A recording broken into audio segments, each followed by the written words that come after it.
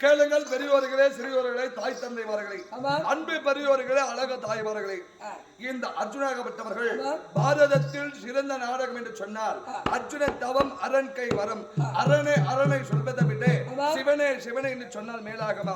இந்த அர்ஜுன தவம் நாடகத்திலே அர்ஜுன வேடத்தை தரித்து ஒரு ஆண்மகனாக பிறந்து அர்ஜுன வேடத்தை தரித்து இந்நாடக கலா மேடையில் வந்திருக்கிறார்.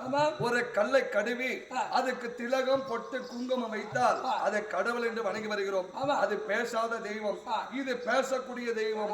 இவர் முருகபெருமானிடத்தில் சென்று மச்சரேக மறுப்பதற்காக மயில் தொகையை வாங்கிக் கொண்டு விநாயகரும் சென்று விபூதியை வாங்கிக் கொண்டு தவத்திற்கு சென்று பகைவரை ஜெபிக்க வேண்டும், பாஷ்பாக்கனை பெற வேண்டுவதற்காக ஒரே நோக்கத்தோடு தவத்திற்கு செல்கிறார்.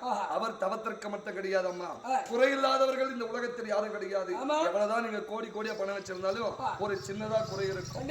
உங்க மனதில் எத்தனை குறைகள் இருந்தாலும் இல்ல உங்களுக்கு ஏதாவது தவம் புரிந்து எதனா உங்களுக்கு ஆசை இருந்தாலும் அர்ஜுன மகாராஜரே நீங்க செல்வது கைலாயம், அந்த கைலாயத்தில் சென்று உங்கள் தவத்தை இல்லாமல் எங்களோட வரத்தையை பெற்று வாருங்கள் என்று சொல்லி அனைவரும் எழுந்து வந்து இந்த அர்ஜுன வேடத்தை தடுத்திருக்கிறாரே, அந்த மயில் தடுக்கு என்று சொல்லப்பட்ட அந்த மயில் தடுக்கிலே உங்களால் முடிந்த காணிக்கையை கொற்று அந்த அர்ஜுனனை வணங்கி சென்றால் நல்லது நடக்கும்.